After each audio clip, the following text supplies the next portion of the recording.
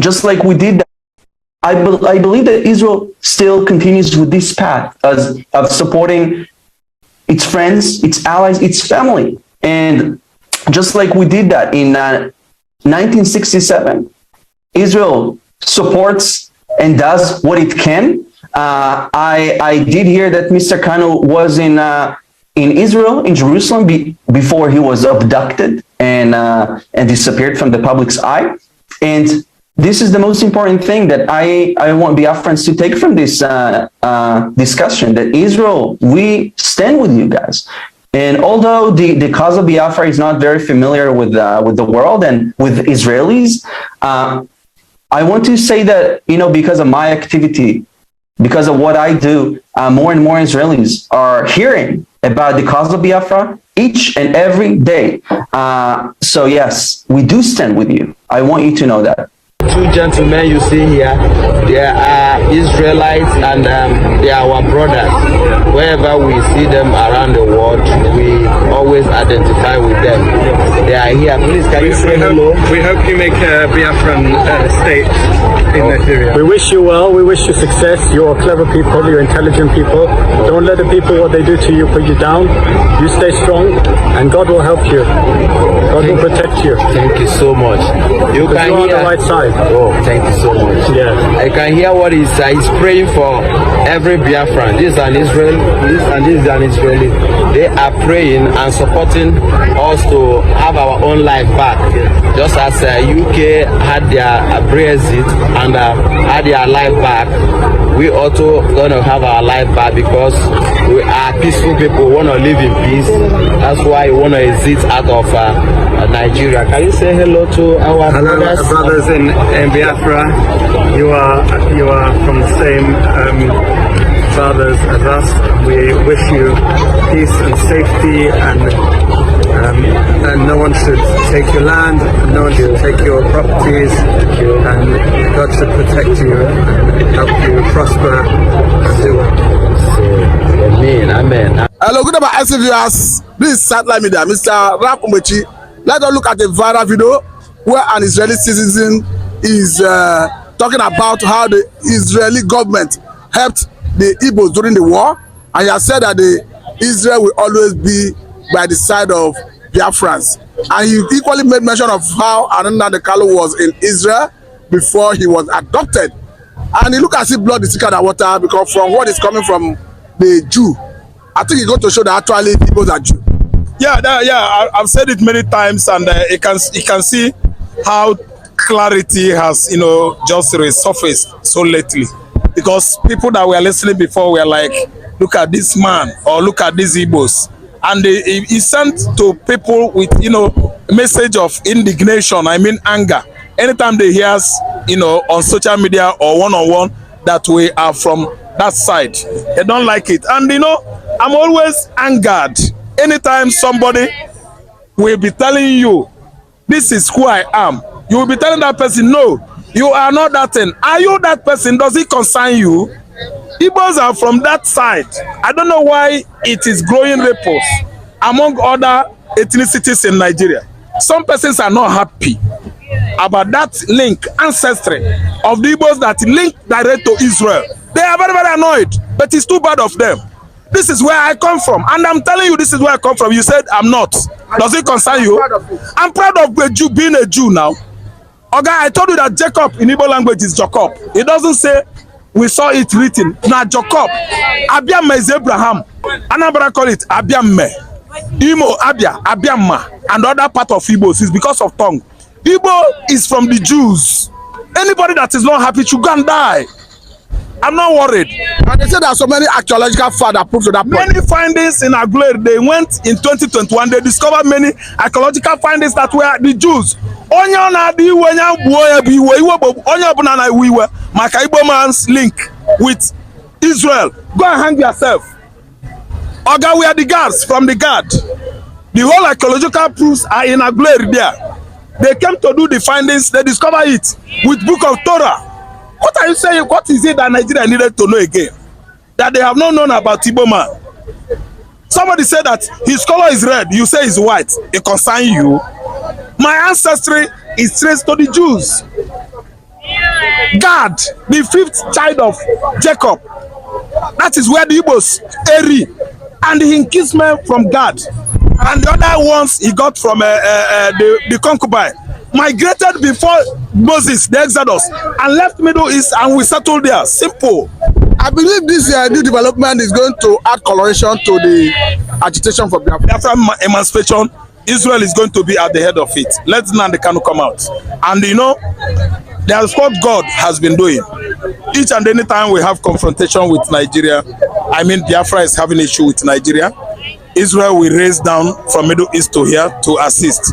The Arab Maghreb, they will all team up against Israel. Israel will run back. Exactly what happened in 1967 is currently happening now.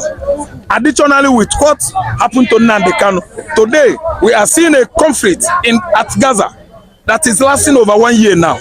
It started since October 7 when Hamas all of a sudden invaded Israel. They invaded Israel for no just cause, disaliving many Israelis for no just cause. And the United Nations has not seen it as a wrong impression. They are still on the side of Hamas, criticizing Israel, accusing Israel of what? Genocide. Out of the two, who are genocidalists? Genocidalists are somebody that invaded into somebody's communities, localities, disaliving both old, the young, with no reasons. So United Nations should play their roles well. It's a platform that is holding the whole world together, but they are full of injustice. I mean United Nations. United Nations is not doing their work at all. Not meeting up with that objectives. Let me go ask you, because Guterres was declared a personal non grata by Israeli government. Yes, a personal non grata. Do Biafra see him the same way? Yes, since Guterres is not allowed in Israel, Guterres is not allowed in Biafra. Why? We've written many petitions on how Nigerian government, military government has been discrediting, the land of the southeastern Nigeria, demising, disaliving all the youths from age 10 up to 25, killing anybody, shooting all of them aside. And the United Nations has not proven it, wrong to them, to the Nigerian nation, that what they are doing is wrong. Okay, many petitions over 100,000 petitions have been written since Buhari regime, because the permanent secretary to Guterres, the UN Secretary General, has not been able to subject those petitions to the office of Guterres, because that woman Aisha Mohammed is the permanent secretary to Guterres. He cannot submit that petition to the table of his boss. The Aisha Mohammed herself is a Fulani woman from Nigeria. That's why all our petition, all our calls for United Nations attention to make sure that something decisively, action is decisively taken against Nigeria. Guterres has not been reading all those petitions, all those calls. Aisha Mohammed blocked Biafrans outside the office of the United Nations Secretary General. That is the problem. How do you feel as an Igbo, as a Biafran, seeing that the Jew is coming out clearly to say, yes, we'll always be there for Biafra? It's a victory. How do you feel as a person? It's a victory. A victory achieved in 67, 68, 69. And we began the journey of self-determination again, asking questions for it the more since 1970, though many were disalived in 1970 by Nigerian military forces under the watch of Muhammad Buhari, but still we persisted, we persevered, and moving on with what we believe is every Igbo man's ideology and spirit. That's the agitation of Biafra. See, I feel very happy that the Jews, original Jews, the whites, they are all coming together from all over the world to make sure that Biafra lives. Is it surprising that Zambia fought along with Biafra? Kenya, the Maasai tribe, the Maasai, they are the Jews. Those cattle rearers in the bush, they are headers, they are the Jews. That's why all those Eastern Africans, they fought along with Ojukwu in 1967. Yes. Zambia, we are here. Uganda, most of this Eastern Africa, they fought with Biafra. You have great numbers of Jews in Ethiopia. They supported us. So what is happening now is that you ask me how happy am I? I feel like flying. So you are excited? Yes, we are the controller of the world. I am over frenzied. If I use the word excitement, is too low for me. Over frenzied, highly enthusiastic about the fact that Israel is with us, and whoever Israel is with, God Almighty is with those people. Finally, on this, because according to the man, that Nnamdi Kanu was in Israel before he was adopted. But do you think a Samarepa who is now leading the struggle have such cordial relationship with the Jew? Yeah, the Jews, he has been going there. He made an impact early this year when he went to Israel. They gave him a recognition certificate. It was an ensemble, that certificate, a document issued by Bennett Naphtali before Netanyahu took over the office fully, and it has been affirmed that Netanyahu is with us. Several times he made mention about Biafra, what is happening in the eastern Nigeria, that Israel knows about it. That it doesn't mean that they are not aware that they have brothers in the southeastern hemisphere of Nigeria, and all was not well with them. Netanyahu administration knows, Israel knows. Samuneba has been jettisoned to Israel from Finland to Israel for how many times? Working on, round the clock on how to bring fully the attention of this present administration Israel to Biafra land and even Nigeria. What is going on with Nigeria and the Biafra? Ekpa has been working around the clock, bringing that recognition of Biafra to NATO, which has its headquarters in Canada. So Samuneba recognizes Israel is very, very much more or less like Nnamdi Kanu doing what he should do to bring the pact between the two, let me say, use the word brothers together. Ekpa knows and is working on that. Mr. Nnamdi, let us address the statement that is coming from Senate President and Senator Nnamdi Kanu is saying that he have met with Finland representatives in Nigeria, that they are claiming that Samuneba is exercising his rights, and that if they need to deal with issue that has to do with Samuneba, that is have to do with government to government. And the Senate President is lamenting about what is happening in the southeast. He's calling it a menace coming from Samuneba. I think it's a menace, yeah, so far. We know, everybody around the world knows that Nigeria will see him as a menace, because Nigeria themselves, they are menace to the southeasterners. The kind of things that are happening in the southeastern Nigeria, the people are receiving it with good heart, because actually they are working towards emancipation of their nation, Biafra. So I don't think it is a news anymore that Samuneba is posing a serious threat to a bad country called Nigeria. I use the words BAD, bad actually, because nobody is being favored in this current situation. Nigerians are not favored. The ones that call themselves Arewa people, that's Fulani people, they are the only ones that are at the good receiving end. The Hausas are suffering there in the north and other tribes. The Igbos are the southeasterners, all aggression in Nigeria, all hard policies in Nigeria, everything that Nigerians are planning against the Igbos, the southeasterners are the ones receiving it at the end. Go to the southeastern Nigeria, you will see any presence of Nigerian project, federal project in that place. If they like, that you can meet the prime minister. And God's will, Afouku Akpabio, that you go and meet Finland prime minister, not the diplomat, Finnish diplomat in Lagos or Abuja now. I mean the person that is in charge of Finland, that you can meet him. It should be nation versus nation, Nigeria versus Finland. From there, they will take it to United Nations. Let Antonio Afouku Amwe Guterres, that has turned his back on Biafra issue since inception, since he resumed office almost 4-5 years ago. The Secretary General, anytime issue of Biafra, anytime petition comes to his table, he will turn it down, because Aisha Mohammed, the Fulani woman, is the permanent secretary to Antonio Guterres, the former Portuguese prime minister. See, I'm an Igbo man, I don't care. You see, Samuneba is doing all he could to make sure that Igbo man emancipates. Emancipation of Biafran nation. I'm an Igbo man, I'm not happy with what I'm going through here. I keep on paying and paying Nigeria, paying tax indirectly, paying tax directly, paying. Is Nigeria paying to me?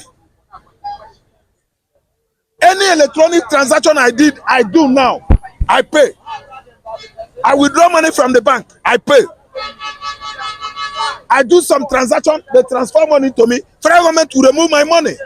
So what are you saying? As an Igbo man, I'm tired of the country. And let me tell you, the people of the southeastern Nigeria, they are tired of the country.